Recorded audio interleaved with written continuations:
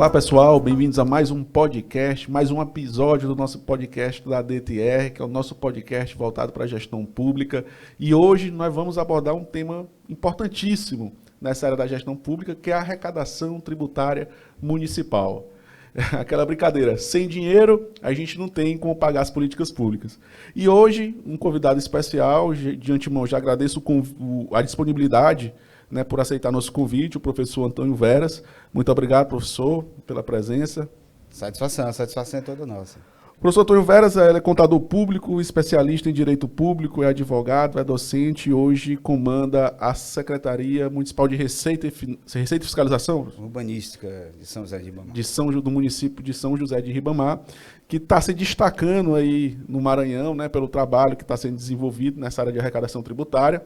E como o tema do nosso episódio hoje está relacionado à arrecadação tributária municipal, a gente fez esse convite, né, para a sua presença aqui, para que a gente possa conversar um pouco sobre esse tema, que é um tema importante para a gente discutir, é um tema que, às vezes, na maioria dos municípios, né, não tem um trabalho voltado de maneira cuidadosa em relação à arrecadação tributária, justamente para que a gente possa evidenciar que é importante estruturar um setor tributário, é importante ter ali os mecanismos de arrecadação para que o município tenha ali uma certa liberdade de aplicar esses recursos em políticas públicas eficientes, não é isso? Verdade. Professor, para a gente iniciar o nosso bate-papo aqui, antes de falar de arrecadação tributária, o senhor que é contador público, e o nosso canal, aqui, o nosso podcast também tem um carinho especial por esses profissionais da contabilidade pública, né? O senhor teve uma certa experiência nessa área, né? Foi por muito tempo atuando na contabilidade pública. O senhor pode contar como foi essa trajetória da carreira dentro da contabilidade? É verdade. É um prazer, satisfação, doutor Herbert. Uma gratidão à DTR pelo convite, a gente está sempre à disposição. E a contabilidade, na verdade, faz parte da minha história profissional. Eu iniciei com a contabilidade, né, me formei no ano 2000. Então, a partir daí, vim de uma escola privada, trabalhei na Coca-Cola, e da Coca-Cola, ao me formar, já caí direto no setor público. Então, trabalhei praticamente, tenho 22 anos no setor público, esses 3 últimos voltados diretamente à parte da arrecadação, mas quem trabalha com contabilidade pública sabe, conhece ali o município como um todo. E a contabilidade fez parte da minha história. Estou licenciado da docência aí por conta do cargo que tenho exercido, que absorve muito tempo, mas um carinho especial aos alunos de contabilidade. Aí devo contabilizar aí por mais de 3 mil alunos que já tiveram a oportunidade de estudar contabilidade pública conosco. E a experiência na contabilidade pública foi engrandecedora. Se hoje sou advogado, foi por conta da contabilidade, né? A contabilidade me empurrou para então, primeiro nós tivemos a formação ali como acadêmico de ciências contábeis, profissional, posteriormente fez o direito. O direito e a contabilidade me levou para o direito, porque foi uma necessidade normal, principalmente para quem trabalha no setor da contabilidade pública.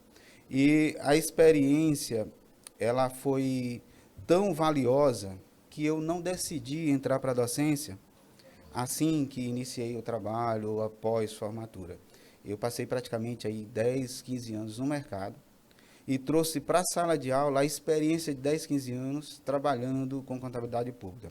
É completamente diferente. É você poder dar uma aula ou poder vivenciar os casos concretos dentro de sala de aula. Eu disse sempre para meus alunos que contabilidade pública você teria que ter no mínimo mais 3 anos ou 4 anos para estudar, porque é uma outra contabilidade. Você usa a mesma regra, você usa o mesmo princípio, mas é outro mundo. E em 60 horas, jamais em tempo algum, você vai conseguir levar a contabilidade pública para seus alunos. O que a gente fazia? Encantava. Para encantar, você tem que ser ou um bom humorista, ou um bom ator, ou entender muito da prática para poder passar isso para os alunos. Porque Isso, professor, era sempre brincando, é uma crítica, mas uma crítica construtiva que eu faço à nossa estrutura curricular, que, primeiro, nós temos poucas horas, como o senhor colocou aqui, para as cadeiras de pública, que é importantíssimo, né? É um mundo que a gente pode abordar ali, e nós temos poucas horas. E também a própria estrutura curricular, ela não permite a prática. Né? Então, sendo que contabilidade ela é uma ciência que necessita da prática. O estudante ele precisa ali pegar, manusear os instrumentos da contabilidade na prática para que ele possa ter ali um ponto, né, central na sua formação, né? Ter uma absorção central na sua formação, que é o entendimento prático da contabilidade. E aí é humanamente impossível você fazer isso em 60 horas. Não tem como. Então, o que nós fazíamos? Nós buscávamos encantar. E aí entrava um outro ponto bem complexo. Existe o estigma entre os alunos de que contabilidade pública é algo que não se deve nem entrar. Sim. Né? Eu tenho medo da Polícia Federal, é o primeiro assunto da questão. Eu tenho medo de ser preso, e gestor público, não aceito o que nós dizemos. Tá? Então, levar isso de uma forma para que o aluno entenda que ele tem um papel fundamental dentro da gestão pública. Aliás, quem trabalha na gestão pública, quem é servidor público, ou ele se imbui desse princípio, ou então ele deixa. Eu dizia muito para os meus alunos, e ainda quando tenho a oportunidade, digo, se você quer fazer concurso, se quer ser servidor público, entenda, não faça pela estabilidade, faça para servir. Porque se não for, não faça. Então, esse é um princípio básico. E outra, o que eu dizia? Uma das principais diferenças entre o setor público e o setor privado dentro da nossa contabilidade, né? Aquilo que a lei, de certo modo, não proíbe no setor privado, é permitido. No setor público, não. Tudo está na lei. Tudo está na lei. Você tem que fazer o que está lá, de fato, na lei. Eu dizia, e qual a dificuldade disso? O que é melhor? Você trabalhar pautado na legislação, e diga-se de passagem, quem está na prática sabe que existem situações que não estão em lugar nenhum. Sim. De repente aparece uma situação e diz que essa aqui é inusitada. E nesses casos, o que se diz? Não faça. Não faça. Aguarde. Isso. Espere uma legislação. No caso dos municípios, promova, né, algum instrumento que dê legalidade. Então, consultas aos órgãos de controle externo. Qual o nosso papel? E aí passava muito isso para os alunos. Dentro da área, gerar os instrumentos, identificar, passar ao gestor, e, na verdade, ele é que é o dono da caneta, ele tem livre arbítrio. Mas a sua parte você faz, e faz com base na legislação. Mas há situação em que ele pode dizer assim, olha, se você não fizer do meu jeito, eu não quero. Não queira. Já teve a oportunidade de ir no escritório, nós chegarmos para cliente e dizer, olha, já deu, até aqui nós conseguimos, a partir daqui não dá mais. Você fique à vontade para procurar um outro profissional, porque nós não temos condição de trabalhar dessa forma. Então, é muito prático se você entender assim. Mas em 60 horas você não consegue. E aí o que nós fazíamos? Nós passávamos esse encantamento. Fazer com que o aluno se sinta motivado a procurar mais. Né? E, além do que, se a contabilidade por si só é complexa, é complicada, você imagina o setor público. A gente que trabalha, você sabe o quanto é difícil. É muito difícil. Né? Eu dizia, depois que me formei em Direito, né, e que tivemos que fazer ali o exame da ordem, que todo mundo entende como um famigerado exame da ordem, né? Eu dizia para meus alunos, olha, falava isso tanto para os alunos de Direito quanto para os alunos de Contábil, principalmente para os de Direito. Se vocês acham que o exame da ordem é difícil, faça o exame de suficiência. Você vai entender o que é dificuldade. O que é dificuldade. Não tem comparação. Então, contabilidade é incomensuravelmente mais complexo do que direito. Ou você se doa, ou você aprende, ou você se dedica, ou você ama, ou ame ou odeia. Você ama e odeia ao mesmo tempo, às vezes, né? Não tem como. Mas é isso. O que a gente também buscava muito com os alunos? A valorização profissional. É bem óbvio que quem trabalha no setor público tem uma valorização. Eu falo no quanto também, né, no que se recebe, o valor do serviço prestado ao setor público, ele se torna muito mais vantajoso do que o valor que se presta ao setor privado, e aí a gente tem que, na verdade, unir toda a classe para promover um movimento capaz de chegar a um teto desse serviço, para que alguns profissionais não canibalizem o exercício de outros cobrando valores irrisórios por um serviço que é tão especial. Que é tão especial, tão importante, é o que eu costumo dizer, a contabilidade, o contador público, ele é o coração de uma gestão, e quando ele tem justamente essa ação de atuar ali efetivamente, né, orientando o gestor, né, consultivo, né, orientando a gestão nas boas práticas, você tem ali uma gestão com políticas públicas muito mais eficientes do que aquele contador que está ali para fazer só as obrigações básicas. Então, assim, e esse processo que o senhor colocou aqui de formação, né, do estudante, do contador ali em formação, essa consciência do papel desse novo contador, que ele tem que ser, por exemplo, um contador que está conectado à tecnologia, né, que você tem ali um mundo de informações na mão para que você possa ali garantir uma orientação positiva para os seus gestores. Então, esse profissional que desenvolve essa atividade dessa forma, com essa consciência, ele se diferencia no mercado e, consequentemente, ele tem aí a capacidade de fortalecer a classe, né? Porque, assim, quando tem as práticas não as boas, as práticas ruins, né, que não são, como a gente pode dizer assim, não estão dentro das conformidades, do compliance que a gente imagina, acaba que, não só na contabilidade, mas em todos os setores, acaba desvalorizando um pouco o profissional. Então, quando ele tem essa ação mais efetiva, atua efetivamente dentro das boas práticas profissionais, ele tem ali, né, um retorno positivo. O que eu tenho observado, Beth, é que tem já existido um movimento muito forte por parte dos gestores em compreender o quanto é importante esse papel do profissional da contabilidade, né? Muito mais do que antes, muito mais do que quando nós começamos. Obviamente que ainda existem gestores e gestores, mas já existe um nível de conscientização muito grande em relação a isso. Isso nos ajuda. Eu acho que na gestão, quando se trata de contabilidade pública, principalmente, deve haver algum movimento para que já na docência se melhore a quantidade de horas, ou se crie uma alternativa para que os alunos tenham um conhecimento muito mais amplo. Porque é importante destacar também, professor, para os estudantes que estão nos acompanhando, porque na gestão pública, o contador, ele tem, aí como perspectiva profissional, ele pode atuar em vários setores da gestão pública, não necessariamente dentro da contabilidade, né? Mas ele pode ser um especialista, por exemplo, na arrecadação tributária, ele pode ser um especialista em licitações, em contratos, ele pode ser um especialista em controle interno, no financeiro, no RH, enfim, no departamento. Então, existe uma infinidade que esse mercado oferece, e para quem está aí na faculdade estudando e ainda está um pouco na dúvida, né, procure. Aí pode até acompanhar nossas redes sociais, a gente está compartilhando lá uma série de materiais no nosso Instagram, no nosso site, enfim, para ajudar essa turma também a se encontrar e evidenciar que dentro da gestão pública existe um mercado amplo que pode ser explorado. Hoje tem uma área ainda que é muito carente no setor público e os alunos fiquem bem atentos, porque é uma área que ainda está por ser explorada, de captação de recursos. Captação de recursos. Hoje em dia as prefeituras estão carentes de recursos. A gente está vendo um movimento aí, nós vamos falar um pouco sobre isso, que está acontecendo hoje. Né? Então, praticamente 30% dos municípios do Maranhão não vão conseguir pagar folha.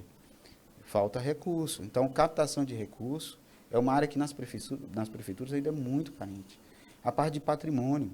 Hoje existe um movimento tremendo na área do patrimônio, exigido pelo Tesouro Nacional e pelos os órgãos de controle. Os órgãos de controle, né? Os próprios bancos que financiam têm cobrado. E aí tem alguns pontos que, se a gente puder tocar aqui, que são inovações, mas que já estão vindo aí com tudo e vai também levar direto ou indiretamente a ter esse controle maior patrimônio, a gente pode falar mais tarde também, mas essas são duas áreas que eu estou apontando para os alunos, que às vezes estão pensando que não há alternativa, que o mercado já está cheio, que já tem contador demais, o que eu vou fazer?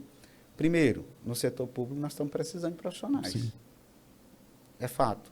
Segundo, dentro do setor público, eu faço só contabilidade pública? Não, eu faço N coisas. Dentre elas, o setor de captação de recursos, de patrimônio, está precisando de pessoas que tenham conhecimento. Sim, que tenham conhecimento. Que tenham conhecimento, né?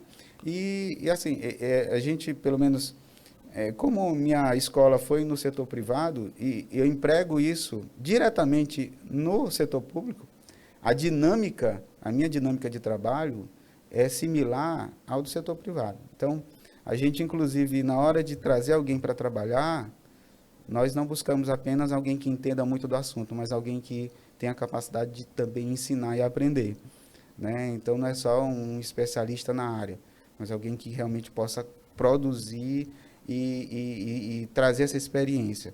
E isso falta muito também no mercado, pessoas proativas, pessoas com empatia comportamental, pessoas que tenham capacidade de chegar e não fazer só o que tem que fazer, mas fazer o mais e fazer melhor. Né? Então, isso falta. Eu batia muito isso com os nossos alunos. Graças a Deus, eu tenho uma experiência assim, magnífica. E diga-se de passagem, se tem um título que eu me orgulho assim, imensamente, é de professor. Quando me chamo de professor, eu me realizo. É por isso que eu lhe chamo de professor, porque eu aprendo muito. Às vezes a gente conversa, né? A gente tem algumas oportunidades de conversar e eu digo, professor, eu estou aprendendo aqui, pode ir falando que eu estou aprendendo. Se tem algo que afaga o meu ego, que eu sou uma pessoa bem, mas é o título de professor. Realmente, porque eu acho que o ensinar é isso.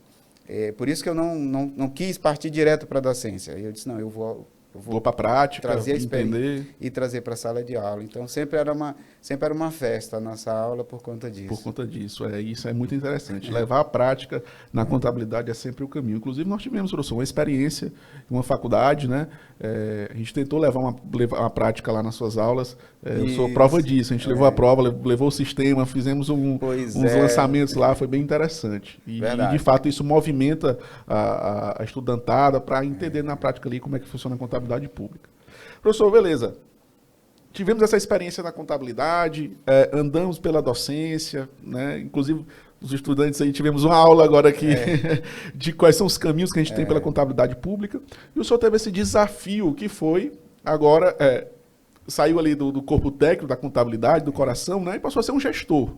Né? Um gestor de pasta, um gestor municipal, secretário municipal. Como foi esse desafio, né? Mas agora eu vou para esse desafio e como foi montar isso? Qual foi os desafios que o senhor enfrentou? Pois durante a carreira, e aí a gente, pelo menos ensinava na contabilidade assim, nós trabalhamos um tripé, né?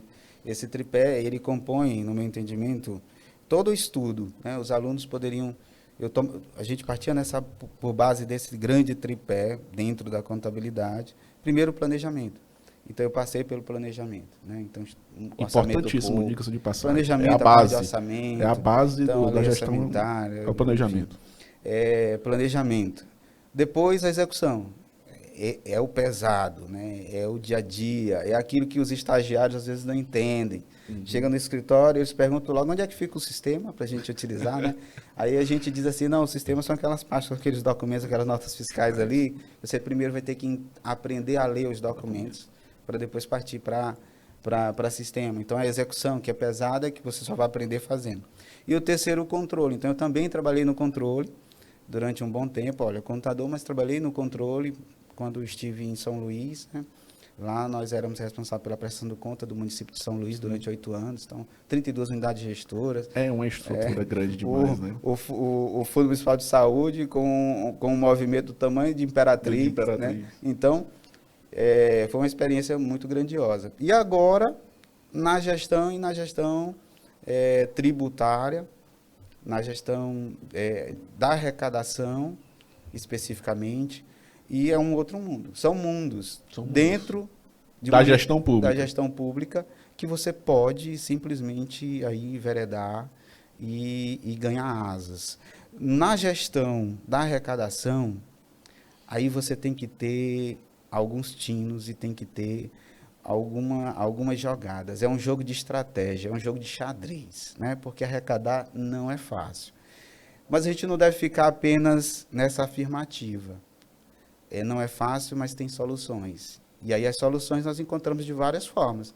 Nós encontramos as soluções numa ferramenta como a DTR oferece, né, para gestão tributária. Nós encontramos soluções em metodologias de trabalho, conhecendo o município, entendendo o contribuinte, tudo a gente tem que encontrar soluções. Da forma que você chega, você encontra o cenário e ali você tem que trazer soluções. E na gestão tributária, o que eu entendo? Vamos partir de Maranhão, né? Eu sempre imaginei o Maranhão em um outro cenário. Primeiro porque o Maranhão tem uma capacidade gigantesca. Pessoas inteligentíssimas, grandes nomes, pessoas que fazem do Maranhão realmente um estado que não cabe estar no lugar que está. E na arrecadação, eu também entendo ser o caminho para uma modificação do cenário do estado. Que sentido? Parece estranho. Mas hoje, de 92 a 96, 7% dos municípios do Maranhão não arrecadam. Ou arrecadam muito pouco. Dizer que não arrecadam é um exagero, mas arrecadam quase nada.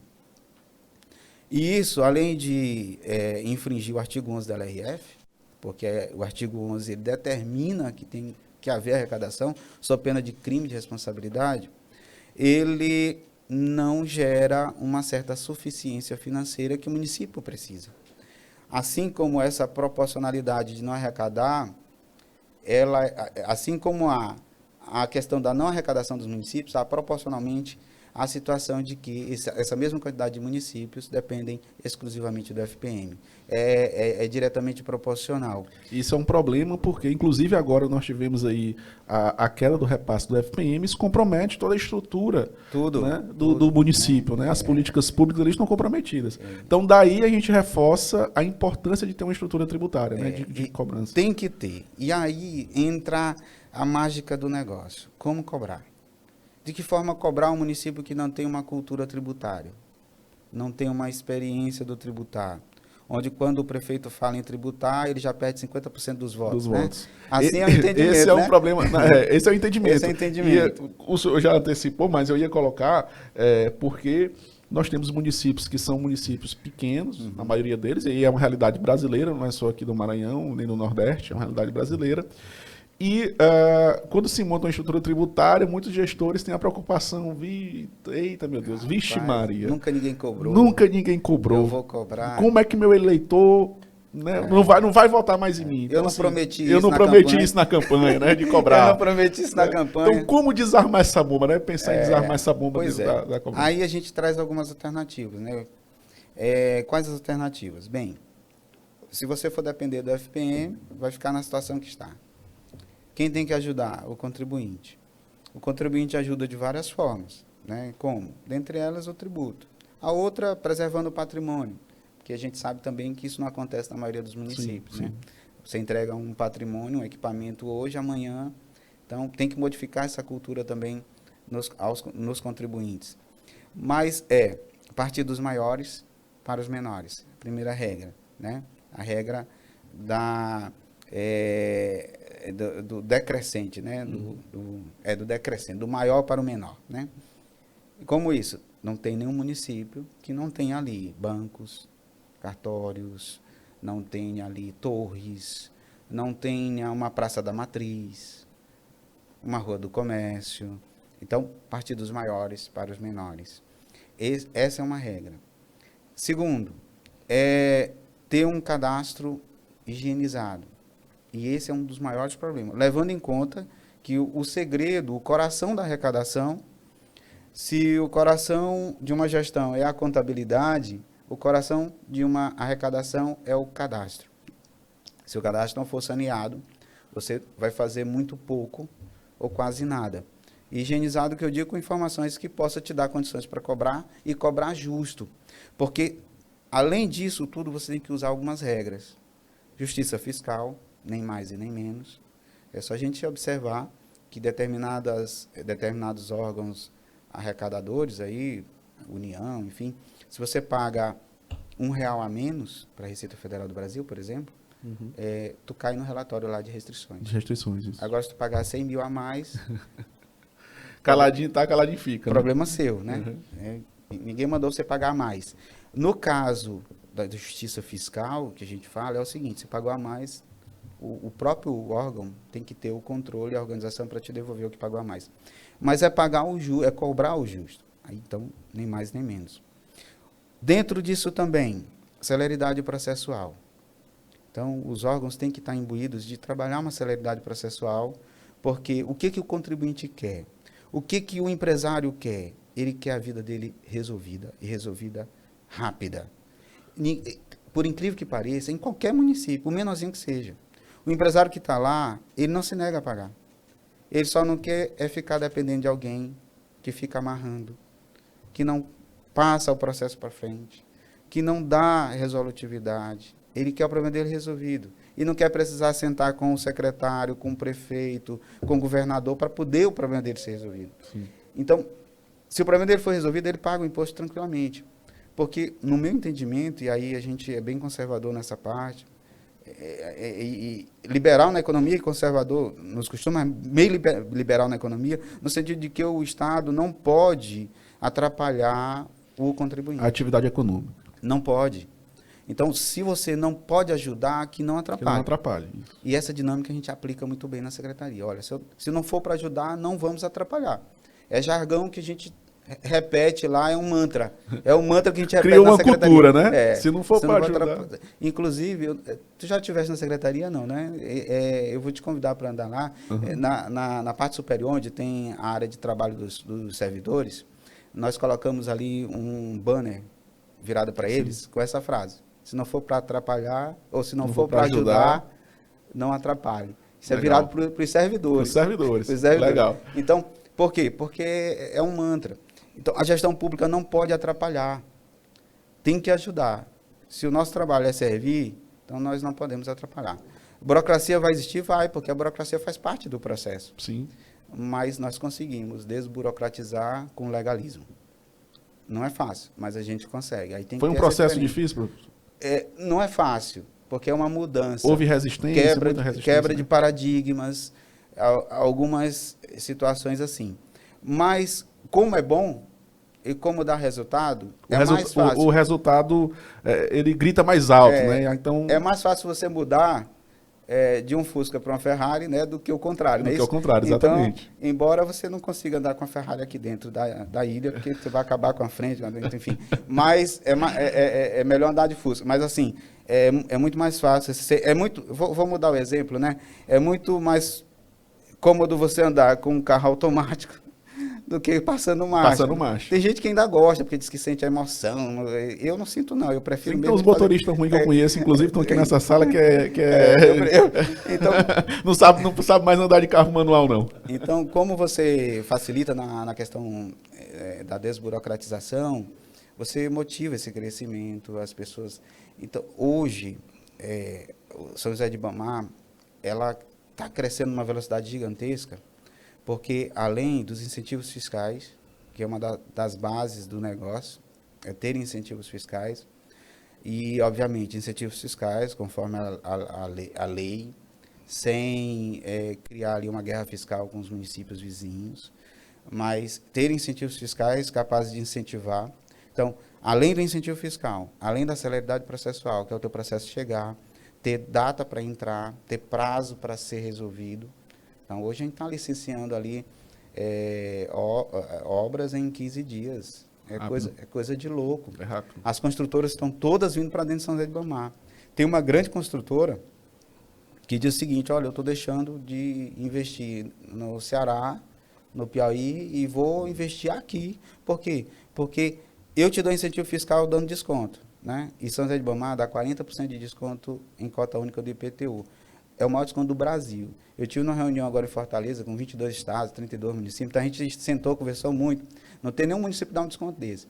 E depois eu posso até explicar por que é tão alto. Eu já ia lhe perguntar, por quê? Por que é tão alto. Mas aí o que acontece? Além do incentivo fiscal, não adianta se você não tiver celeridade processual. Porque tu vai ter o desconto, aí tu, olha, desconto, incentivo, vem. Aí quando o cara chega, trava, não anda. Então, aquilo faz te desmotivar a seguir. Então, além do incentivo fiscal, além da celeridade processual, atendimento é humanizado e diferenciado. Então, são técnicas que a gente utiliza. O que é o atendimento diferenciado no meu entendimento? Atendimento diferenciado não é um atendimento prioritário. O atendimento prioritário, a lei diz quem é, né? É o idoso, a gestante, enfim. O atendimento diferenciado, para mim, é aquele que você, no nosso caso lá, são os grandes contribuintes e os contadores. Esses têm atendimento diferenciado. Como é o atendimento diferenciado? Ele vai ter uma prioridade lá? Vai.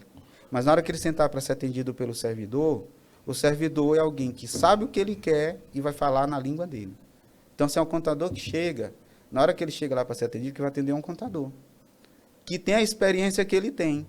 Personalizado, né? Então, isso é atendimento diferenciado para mim. Não é um atendimento só para dizer que esses aqui são... E vão ter um...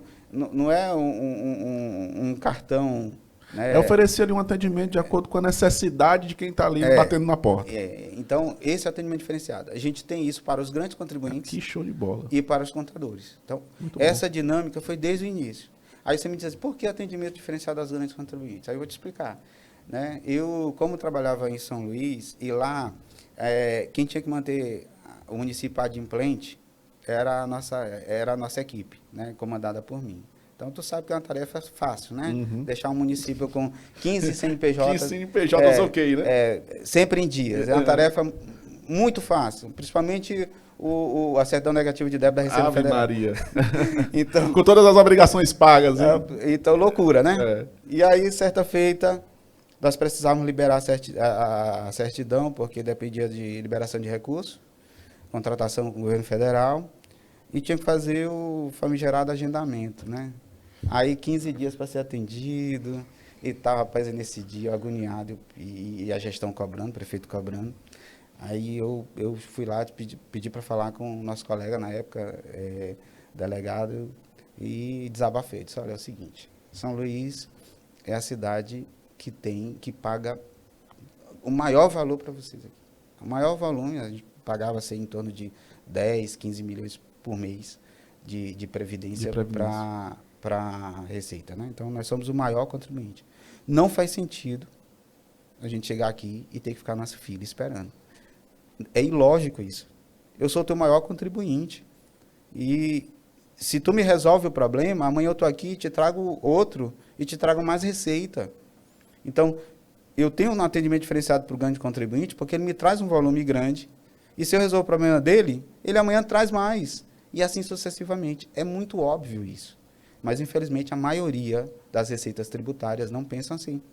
Então, é algo que aumenta a arrecadação, simples, e só basta você ter um atendimento diferenciado. Parte do pressuposto que na cultura brasileira, o brasileiro ele já não gosta de pagar imposto. Claro. E se ele enfrenta toda uma dificuldade para conseguir pagar, qual é a lógica que esse cara vai ter para ir lá brigar para pagar? E dessa conversa terminou lá, depois nas reuniões, criando ali o setor público de atendimento, e aí as prefeituras passaram a ser atendidas de forma... maneira diferenciada. Então, por quê? Porque eu exigi que tivesse... Eu não tinha como esperar 15 dias, eu teria que ser atendido naquele dia, porque eu dependia da certidão, né?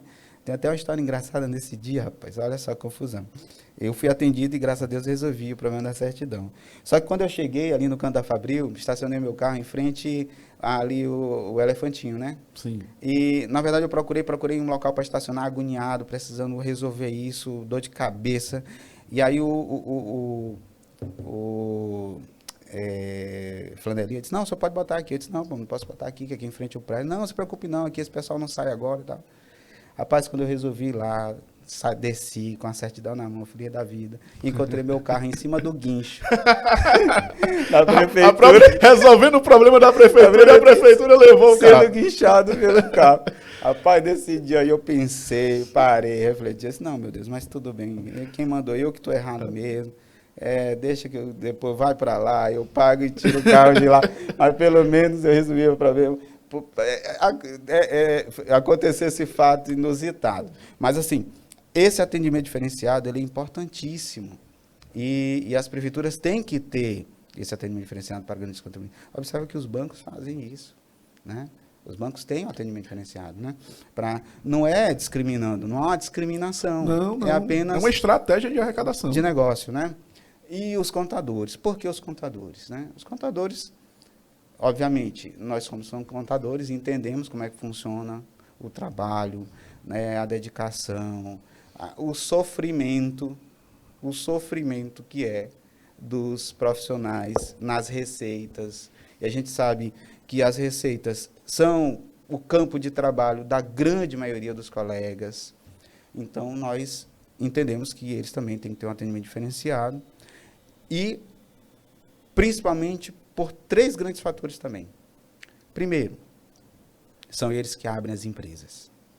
Então, se eu tenho os contadores como parceiros, eles vão, de certo modo, trazer empresas para a minha cidade, que hoje tem, segundo o censo, 250 mil habitantes. Nós somos a cidade que mais cresceu em habitantes nesse censo, no Maranhão. No Maranhão. A maior, né? Nós saímos de 170, de 180 para 260. Foi a que mais cresceu. Nós entendemos que daria uns 310, nós passaríamos de Imperatriz, mas no censo terminou não apresentando isso, porque a gente ainda tem um problema de conurbação muito grande. E pessoas que moram em áreas de Ribamar, mas votam em São Luís, votam em outros municípios e não em Ribamar. E isso não gera número para a gente. Então, né? A definição territorial ainda... E aí, o que acontece?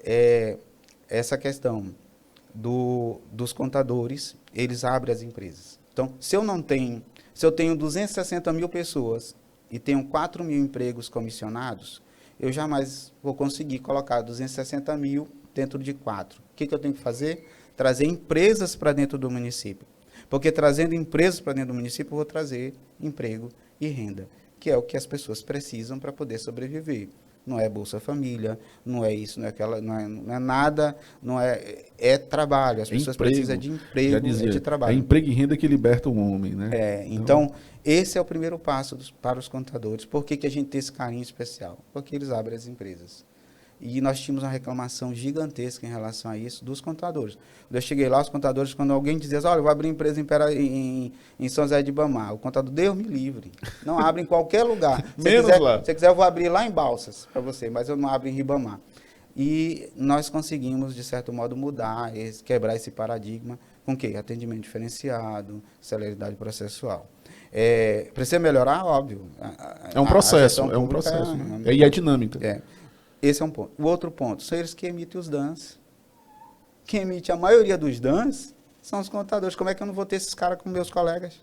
Sim. São meus parceiros, me ajudam no meu trabalho. Então, eles é que emitem os DANs. Está certo que há uma evolução, a gente tem um sistema, temos um portal, o contribuinte já trabalha de forma muito mais intuitiva, mas, na grande maioria, quem emitem os DANs são os contadores. Então, são parceiros. Como é que eu não coloco esse pessoal aqui do meu lado? Parece até uma tolice, parece até... Né? Terceiro ponto, são eles que fazem a movimentação das empresas. Contábil como um todo, mas patrimonial, enfim, financeiro. Sim. E dentro fiscal. Fiscal. E dentro dessa movimentação, entendendo que o município é parceiro, que o município contribui, que o município dá as condições, ele vai falar para o gestor e dizer, olha, nós vamos trabalhar aqui como deve trabalhar, porque São José de Ribamar é diferente. Né? Ele trata a gente como gente. Como gente. então, tem 3 E respeito pontos, os profissionais, né? Que isso é importante também, respeitar os profissionais. Por esses 3 pontos que eu estou citando aqui, vários outros podem existir, por si só, já garantem esse atendimento diferenciado. E esse incentivo fiscal, celeridade processual e atendimento diferenciado. E humanizado. Humanizado por quê? Porque o meu contribuinte lá, o meu atendente, ele tem que ter essa empatia. Um ponto interessante sobre isso, e a vivência do dia a dia, é interessante falar sobre isso. Nas reuniões que a gente faz reuniões com chefes e faz, às vezes, reuniões com todos, né? Então, numa das reuniões com todo mundo, logo no início, no começo, eu disse, olha, eu queria passar para vocês, dar para vocês uma gratificação pelo trabalho de vocês, um aumento de salário. Aí todo mundo, esse aumento, ele não é em dinheiro. Aí todo mundo já ficou assim, vai dar um aumento de dinheiro, como é que funciona isso? Eu disse, olha, todo mês vocês recebem o salário de vocês, que é fruto do trabalho. E vocês trabalham muito e merecem o que ganham.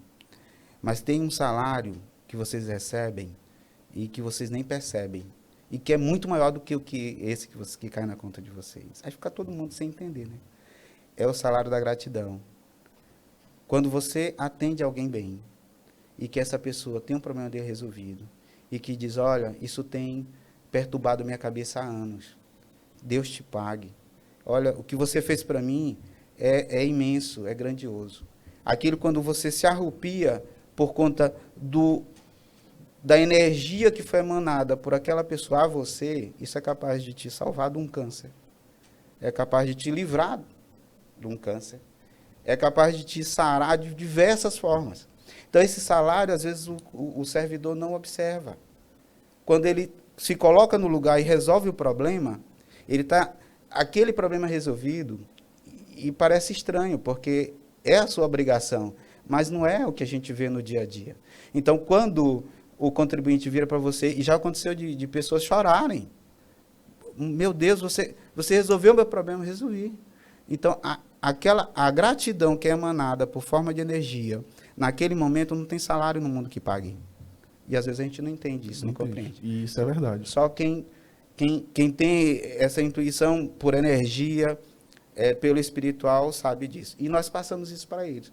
Tanto é que, ultimamente, o problema o contribuinte não vai sair daqui sem ter o problema resolvido, entende? Porque todo mundo meio incorporou a cultura, incorporou a ideia e vai para cima. De receber esse salário e a gente se sente bem, porque nós nos sentimos ali parte de algo que foi muito forte, porque favoreceu e muito o contribuinte, né, de todas as maneiras. Às vezes era uma situação que a pessoa estava no desespero, né, por uma depressão, uma ansiedade gigantesca, e você, como servidor, resolveu dentro da legalidade, mas resolveu se colocando no lugar, fazendo o seu trabalho, mas, ao mesmo tempo, sem julgamento, sem outras pretensões, a não ser o de servir. Atendendo ali de maneira humanizada, né? Entendendo o outro. E isso, para mim, é que é atendimento humanizado. Isso, é interessante.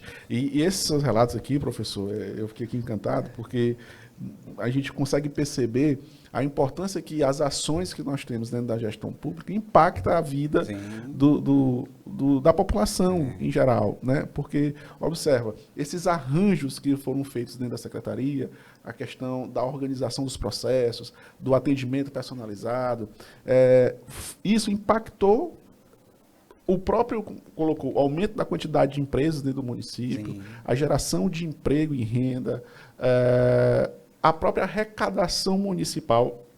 Teve um aumento? Sim. Teve um aumento nesse período. No primeiro ano cresceu em 26%. Em 26%. Então, observa, pessoal, isso é gestão. Isso é gestão. E é muito bonito de ver a gestão pública funcionando dessa forma, porque a gente percebe que nada é por acaso. Né? E a gente precisa ter esse entendimento, essa clareza que a gestão pública ela produz, né, coisas importantes, políticas públicas importantes que mudam a vida da população em geral. Se você focar só no salário, se você focar só no compromisso, se você focar no que tem que levantar cedo, que tem um horário para cumprir, que tem documento, que tem pessoas que vão chegar lá, e aí, como tu mesmo disseste, né? Quem gosta de pagar imposto? Quem gosta de pagar? Agora, eu sempre bati na tecla, desde São Luís, de que o melhor setor da prefeitura tem que ser o de arrecadação. Por quê?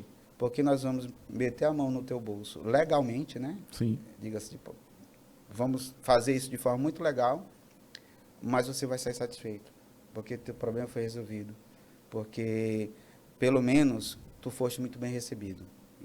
Recebido, uma estrutura boa, um ar-condicionado, então, uma água para beber. Tem que né? ser, né? O prefeito sempre me cobrou, velho. Falando em água, eu vou pedir aqui para pro meu pessoal, me arranja aí uma água aqui pra gente. O prefeito sempre me cobra. Cadê o velho? Tem um cafezinho, cadê o biscoito? Tá lá, o pessoal tá... Tá gostando? Tá, prefeito, tem lá.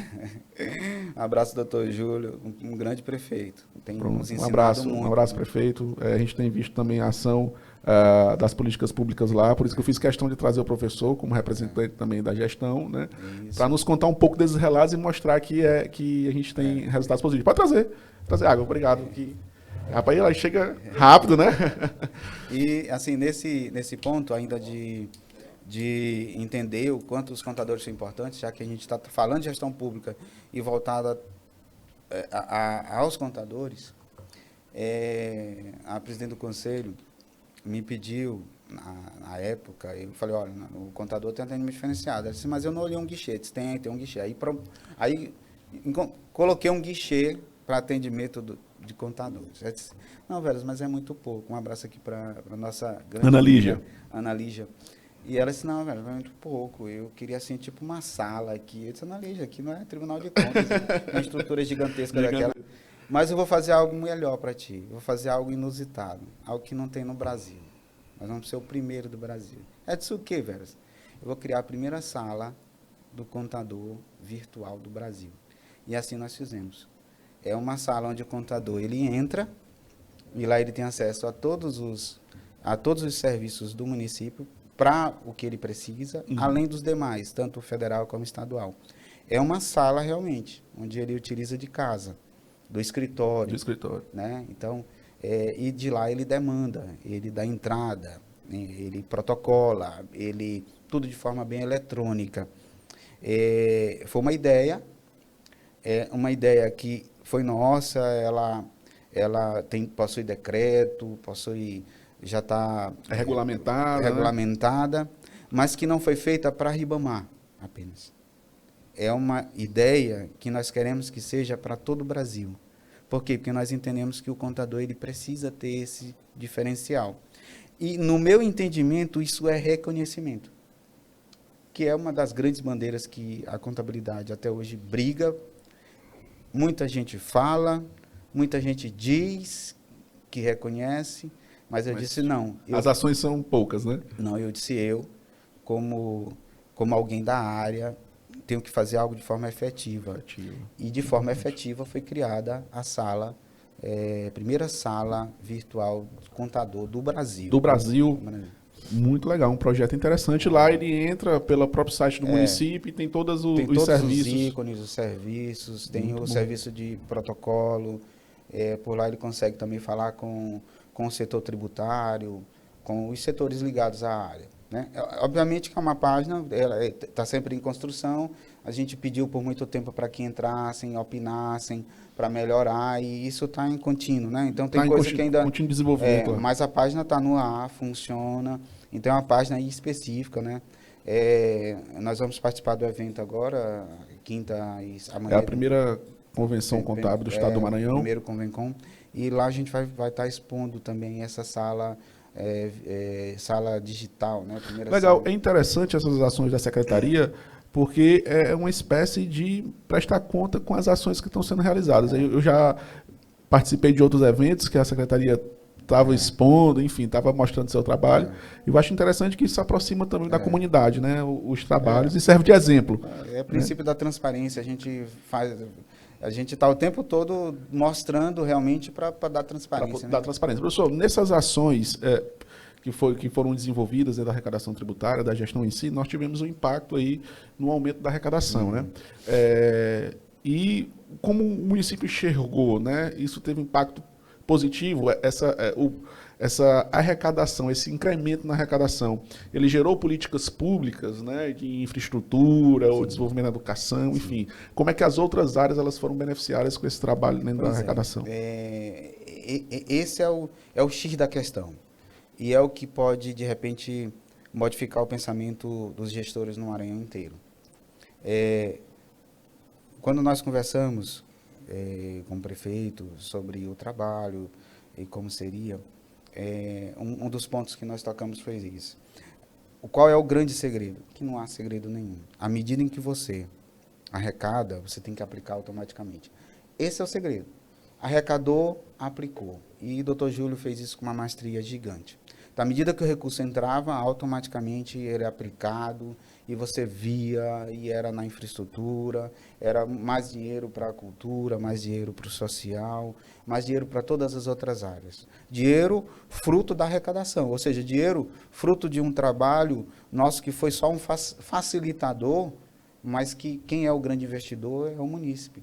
E aí, nesse ponto, é que a gente entende que quebra esse pensamento retrógrado, atrasado do gestor, que acha que se cobrar os impostos ele não se elege mais, é que se ele arrecada e aplica automaticamente, a população não se exime de pagar o tributo. Ela entende que está tendo um resultado positivo ali, de uma olha, rua calçada, de um hospital que surgiu. Na hora que ele tem uma rua que ele não pode sair, porque a rua tem lama, tem tudo, né? A rua não entra um Uber, não entra nada, ele tem que andar, não sei. E ali começa a ter bloquetes, ou mesmo asfalto. É fenomenal. Então aqui agora eu colaboro. A gente ouve muito isso. Olha, eu não pago mesmo, porque... E o pior é que não adianta dizer que não paga, né? Porque quando não paga, a prefeitura executa, né? É tributo, você, infelizmente, vai ter que pagar de um jeito ou de outro. Mas assim, o gestor, ele entendendo isso, que à medida em que aumenta a arrecadação, ele tem que aplicar automaticamente, e aplicar de retorno à população, na mesma monta, ele termina descobrindo o segredo e quebrando... esse paradigma de que arrecadar não gera voto. Gera voto, sim. Uhum. Se você arrecadar bem e aplicar melhor ainda, é mais voto que você vai gerar. Porque aquela rua que você calçou com dinheiro próprio, todo mundo vai votar em você. E vai votar para sempre. Porque é um voto de gratidão. Então... E a própria aplicação desse recurso não depende de tanta burocracia de captação, de liberações e tal. O gestor tem ali o recurso para aplicar de maneira rápida. Houve isso muito forte no município de São José de Ribamar. São só 3 anos, né? Há uma mudança muito grande. É óbvio que para nós que estamos dentro, fazer essa avaliação é muito mais fácil do que quem está fora. Às vezes a avaliação de quem está fora é melhor, porque é uma avaliação mais assim... arrecadou e aplicou é o segredo do negócio, né? Então, se o gestor faz isso, ele não precisa ter medo de não arrecadar. E, obviamente, não é chegar e arrecadar. É primeiro entender, é saber como arrecadar. Para arrecadar bem, né? E não de repente, montar as estratégias de arrecadação como foi montada lá, né? E aí eu passo para te dizer por que do desconto alto. Porque eu já ia perguntar. Antes vamos dizer, eu vou pedir para a minha equipe aqui, porque a conversa está muito boa, para organizar a questão do nosso tempo, para mim ter um pouco mais de tempo aqui com o professor Veras, que né, sempre uma conversa aqui, eu acho que todo mundo vai ficar louco com a nossa conversa aqui, porque tem muitas estratégias, tem muito conhecimento, tem muita informação que a gente pode aproveitar na gestão pública em si. Então, por que esse desconto alto? Pois o desconto. Bem, o desconto alto tem que entender, né? Então, inclusive os colegas aí dos municípios próximos ficaram tudo meio bicudo comigo. Porque, poxa, aqui a gente só dá 10, né? Só dá 15, aí São José de Ribamar dá 40. É brincadeira, porque o contribuinte lá do município do lado vai dizer, pô, aqui no município aqui tá dando 40, porque aqui só dá 10, né? Mas o que acontece? Quando nós chegamos, nós encontramos uma inadimplência de IPTU de 90%. Alto. Um município como Ribamar, que é o terceiro maior município, né? Do estado. Uma inadimplência de 90% é algo. Era uma assim. inadimplência muito alta. Né? Nossa, lançava 17 milhões, arrecadava 1. Então, é muito... E aí, o que acontece? O que gera isso? Primeiro, descrédito total, poder público. Eu não pago porque eu não... Descrédito. Não apareceu a rua asfalto na minha rua, é insatisfação, então descrédito, né? E segundo, a ausência de controle. O controle fiscal, né? O controle tributário, né? De fazer as cobranças que nós temos que fazer enquanto gestor da pasta, tem que fazer a cobrança. Então, essa falha existia. E o que a gente faz para estimular? A retomada dessa cultura do tributar. É dar desconto, porque o brasileiro ama desconto. Então, quer ganhar alguma coisa, quer um descontinho, né? O que a gente faz? Dá o desconto, e quando eu dou o desconto alto, eu pago um valor menor, mas aquilo te gera uma consciência de que no ano que vem, esse valor eu vou pagar de novo. Que estratégia bacana. Então, é uma técnica. Então, olha, 40%, foi legal. Será que ano que vem vai ter 40 também? Aí ano que vem 40 também. Então, com o tempo, disciplina o contribuinte a você volta pagar o tributo. A ter aquela consciência do tributário. Cara, que estratégia fenomenal. Entendeu? Eu fico técnica do encantado, assim, porque amo gestão pública e ver essas estratégias funcionando na prática, você vê que funciona. Funciona. Né? Você vê que a funciona. técnica. Né? Então, assim, você meio que é um trabalho pedagógico de mostrar para o contribuinte a necessidade e ali, com o tempo, ele vai automaticamente pagar esse tributo. Automaticamente. Para quem recebia só um, nós estamos recebendo 6, pulando agora para 8 milhões. Então, é uma evolução. Né? Então, muito, cresceu, muito, né? Aumentou aí. Aumentou. Mais de 50% de adimplência. Tem as estratégias de parcelamento, no caso do IPTU, que foi o exemplo que o senhor citou, existem os parcelamentos, desconto em cota única. Geralmente, quando nós entramos, é importante fazer um pré-FIS, até para poder trazer também o contribuinte, para atualizar o cadastro. A gente chama de pré-FIS, né? A Receita Federal chama de refis, e a maioria dos municípios chama de refis, lá nós chamamos de pré-FIS, que é um programa.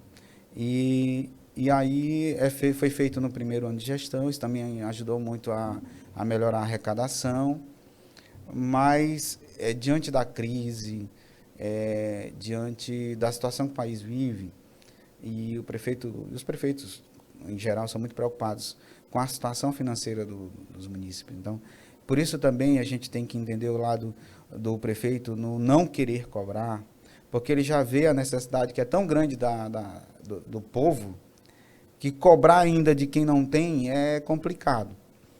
Mas até para isso a gente tem que ter estratégia, né?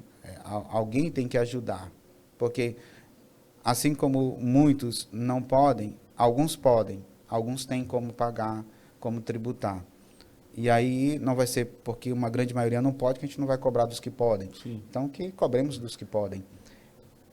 E isso nós poderíamos fazer para todos os municípios, do menor, de Tufilândia, de Conceição do Lago Açu, né, de Serrano, dos pequenininhos, Sim. até os maiores.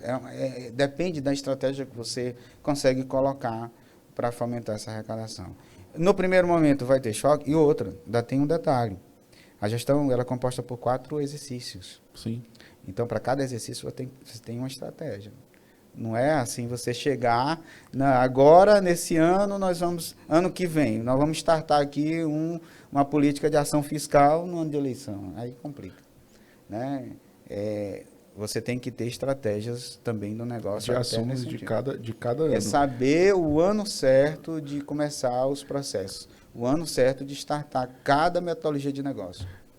E aí eu fico encantado mais uma vez, porque a legislação, ela estabelece o que você vai cobrar, né? Como cobra, enfim, estabelece os processos.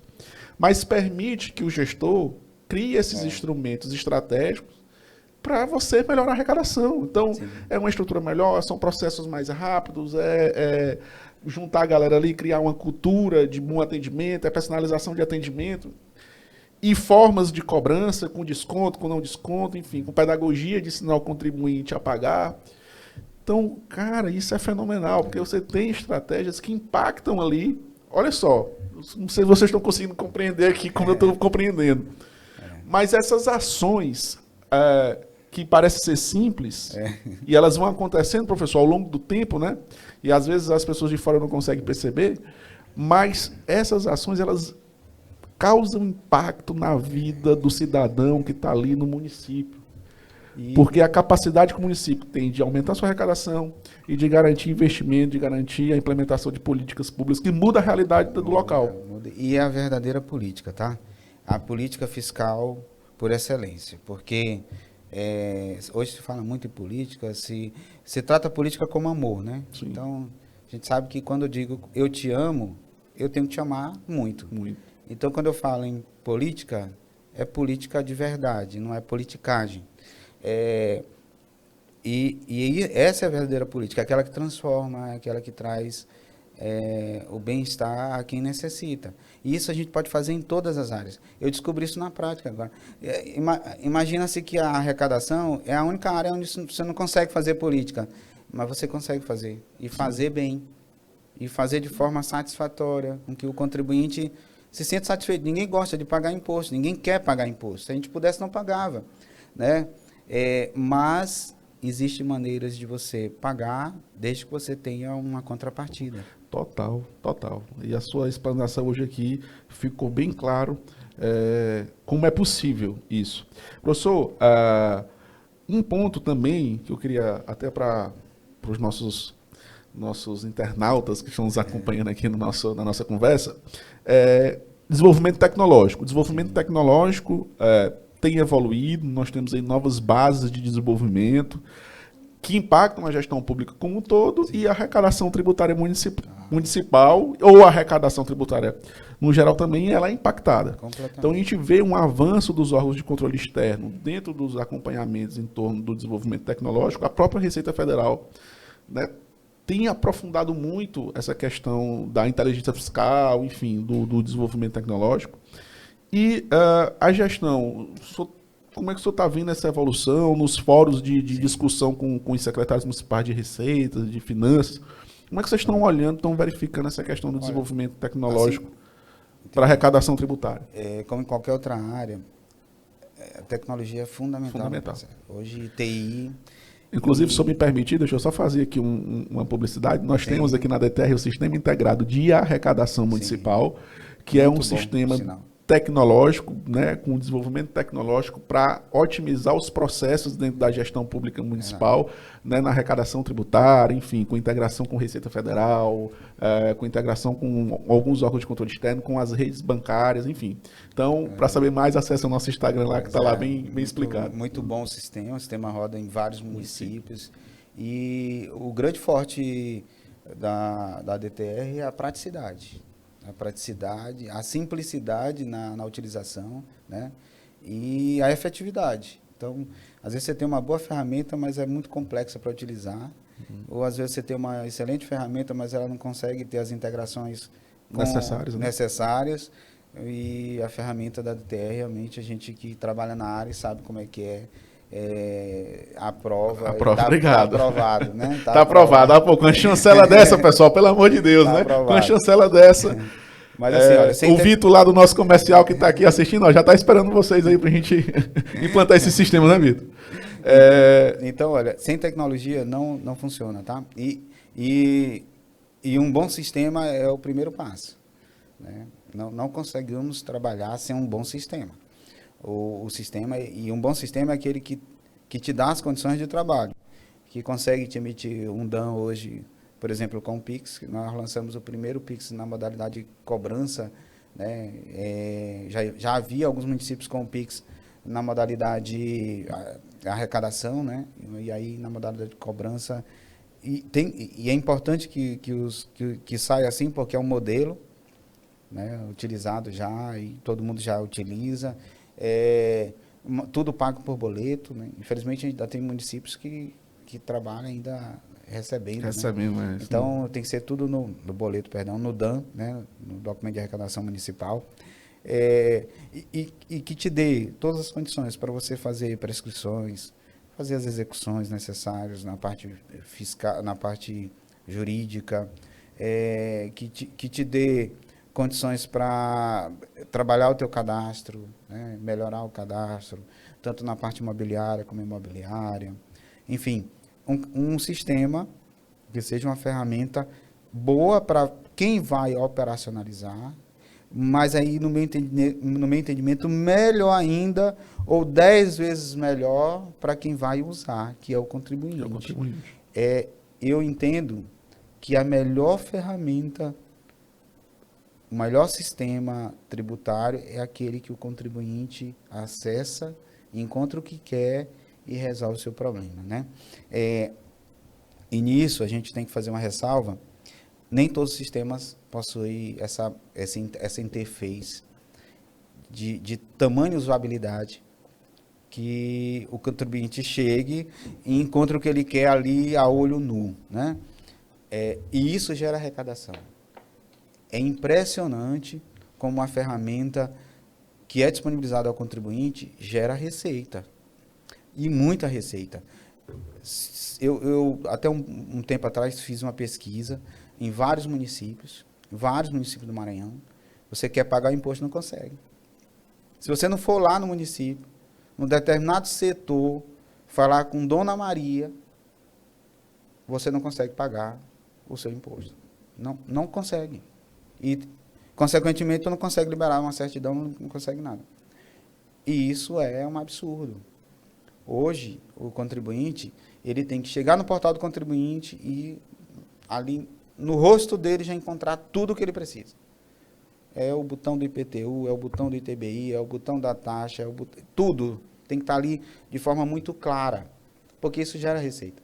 Clicou no botão do IPTU, eu quero IPTU. Então, o botão do IPTU, cliquei, já aparece o local para eu entrar com o meu dado, já sai o meu extrato e já sai a opção para me emitir o meu DAN.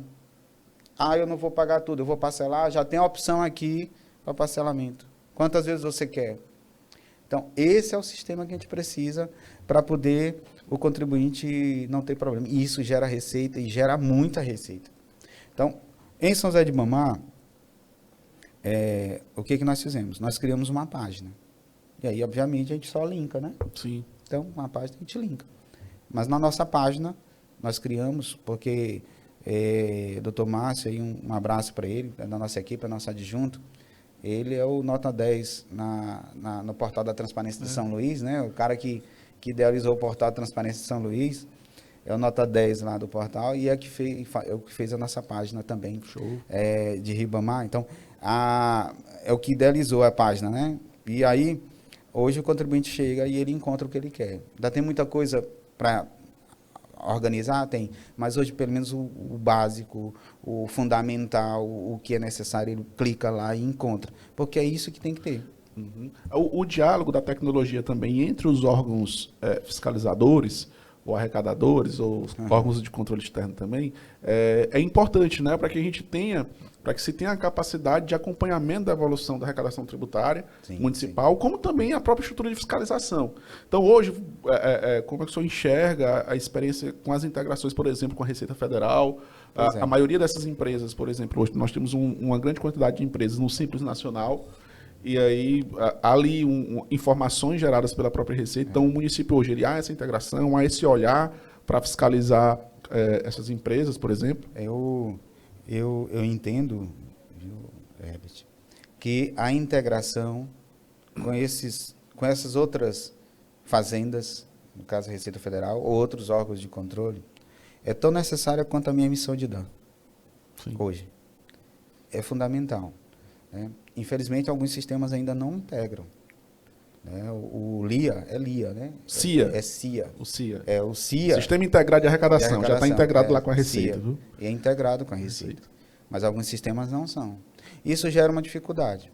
Por quê? Porque o meu auditor, ele vai ter que consultar lá, na base do Simples, e consultar aqui, para saber se está tendo alguma diferenciação de alíquota. E nem sempre dá para calcular, porque principalmente no Simples, essa variação de alíquota ela é muito grande, depende do faturamento. Do faturamento. Né? E isso dá um trabalho gigantesco. Né? Alguns sistemas não integram. Ainda não integram. E é um ponto crucial. Rede sim. Rede sim. Fundamental. Então, alguns sistemas não integram. E alguns integram. E a rede sim é importante por quê? Porque ele vai facilitar aquela vinda das empresas para o município. Né? Então, a rede sim também é muito importante a integração. Fora outras integrações. Integração com o sistema de georreferenciamento. Então, se você tem georreferenciamento, e aí no Maranhão só quem tem georreferenciamento é Ribamar, São José de Ribamar e São Luís. Né? São José de Ribamar implantado, São Luís tem na base. Uhum. E aí, georreferenciamento, sistema de geo com o sistema tributário. Tem que estar integrado. Qual a grande dificuldade? É porque são outros sistemas que, para integrar, depende dessa... Eu não digo, não sei se seria boa vontade, acho que não chega a ser boa vontade. Mas tem que haver essa consonância entre a equipe de TI daquele sistema com o meu sistema tributário e vice-versa. Se não houver essa consonância, a dificuldade para a integração é muito grande. Porque são modelos são plataformas e modelos de linguagem diferentes. Então, e a gente sabe que não é fácil para fazer a integração. Uhum. Né? É difícil você encaixar aí coisas que não se encaixam. A não ser que tenha um trabalho muito grande para fazer essa integração. E essa integração, ela gera arrecadação. Ou, se não gera, se a não integração ela ela é dificultada, essa arrecadação ela pode demorar a ocorrer. Com a integração, não, ela é muito mais rápida, porque você tem informação de forma rápida, você consegue fiscalizar melhor. Essa integração com a Receita Federal é excelente. A capacidade de fiscalização é intensa. É muito maior. Você consegue ali facilmente identificar se há uma evasão, se há uma sonegação.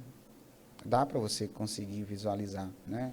E rastrear isso, notificar a empresa, fazer um termo de início da ação fiscal para que ela apresente as informações e volte ao trilho, né? Volte ao trilho. Professor, para a gente encaminhar aqui para o nosso encerramento, para não ocupar muito do seu tempo, eu sei que a agenda é lotada, né? Como está o debate? Vocês estão acompanhando o debate em torno da reforma tributária?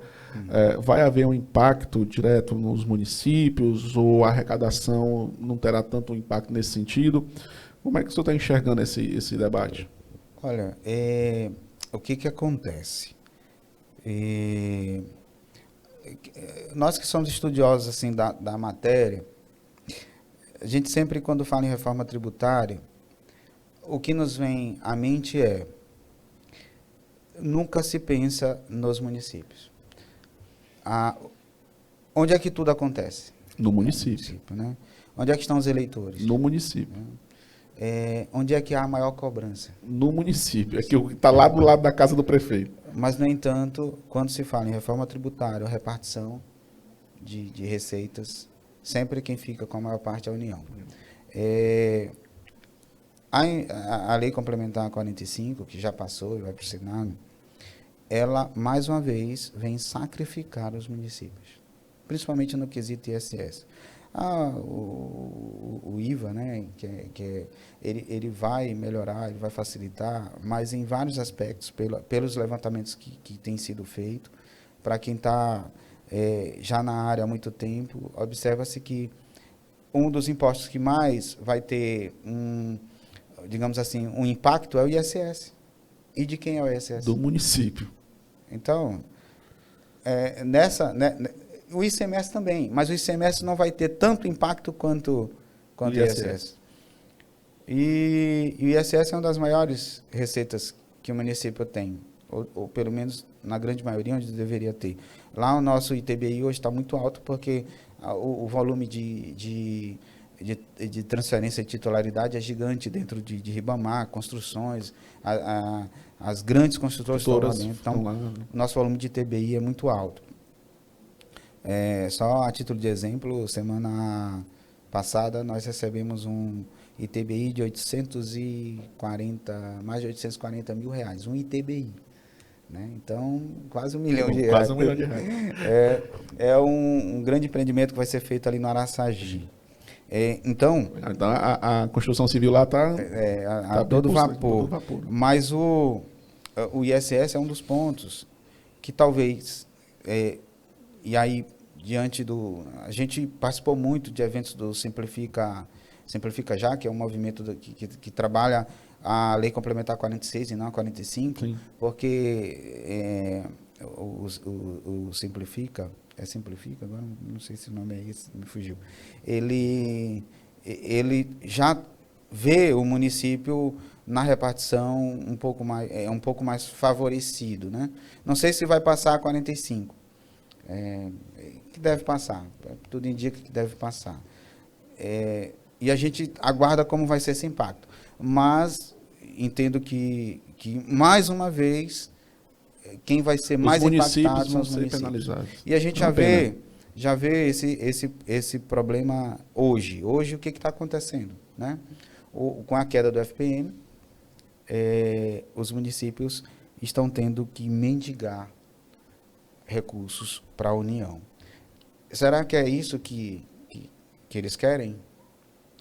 Tornar os municípios mendigos de recursos?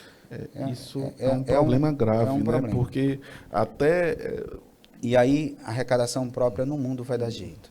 Porque realmente o FPM, ele resolve muito o problema dos municípios. né? Se todos os municípios fossem como o Paraupebas, e Paraupebas tem um royalty, e lá por mês eles recebem 60 milhões de royalty e 10 milhões de FPM. Então, O FPM é fichinha, né? É troco, né? Se todos fossem que nem... Mas nem todo mundo tem ali uma Vale do Rio Doce para dar uma quantidade de royalties dessa para eles.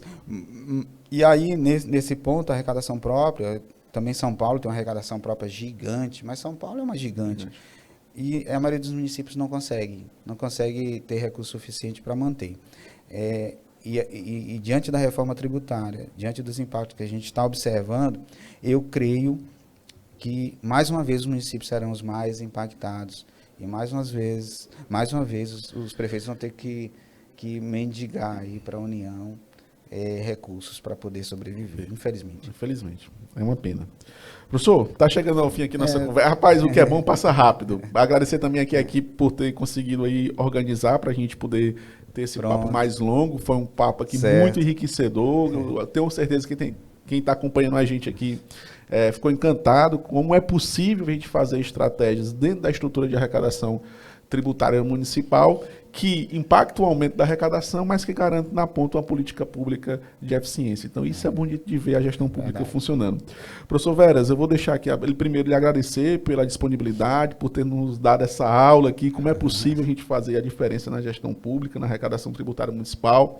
Se o senhor quiser deixar suas redes sociais, sua câmera está aqui, como a gente pode acompanhar as ações da Secretaria, no site do município, enfim, Instagram, pode ficar à vontade. Pronto, olha, mais uma vez satisfação, a gente está aqui e é muito bom falar sobre isso, porque o que a gente deseja é realmente transformar, né? Eu digo sempre, eu sou maranhense, eu nasci e me criei aqui, sou sertanejo também, mas eu não aceito o Maranhão continuar no último lugar, no rabo da fila. É algo que me incomoda, é algo aquilo que nós pudermos fazer para melhorar, e não melhorar apenas uma realidade de um município, mas melhorar talvez a realidade de um estado, com medidas, com ações que venham a repercutir em vários, ajudar outros municípios para chegar no mesmo nível. Essa proposta é algo que eu carrego, né? E eu falo sempre, trago sempre a frase de Santa Teresinha, de Madre Teresa de Calcutá, né? Ela dizia, olha, eu sou só uma gota no oceano, né? Mas o oceano sem essa gota é menos oceano. Então, eu penso muito na questão de poder contribuir para ver a valorização do meu estado. Meu estado sempre está em último lugar.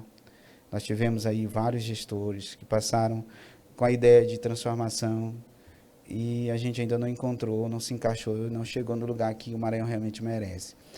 E não é porque temos grandes pessoas para fazer isso. Nós temos excelentes técnicos em todas as áreas, nós temos bons gestores, mas ainda falta algo.